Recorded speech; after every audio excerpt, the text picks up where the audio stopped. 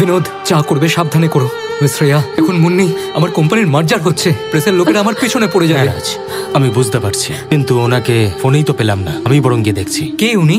তাদের সাথে পশুদের বেশি তফাৎ নেই। ধরো যদি আমরা কখনো কোনো কুকুরকে দেখে ভয় পেয়ে যাই, তাহলে সেই কুকুরটা আমাদের আরো ভয় দেখায়। কিন্তু যদি আমরা একটু সাহস করে এগিয়ে যাই, তখন সে শান্ত থাকে। তাও অনেকটা একই রকমের। তুমি যত ভয় পাবে ও তত ভয় দেখাবে।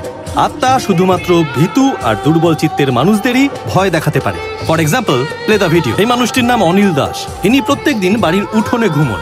এক দুষ্টু আত্মাকে রোজ জ্বালাতন করত।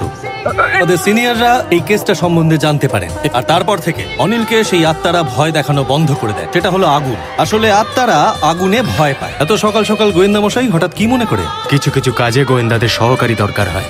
আমার এক বন্ধু বিপদে পড়েছে, পুলিশ সাহায্য করতে পারছে না। আমি পরিতোষ। আমি রাজ, আমার স্ত্রী লীনা। হ্যালো। হ্যালো, আপনারা এখানে কবে এসেছেন? তাও 1 সপ্তাহ আগে। মুন্নির যদি কিছু হয়ে যায় আমি বাঁচবো না রাজ।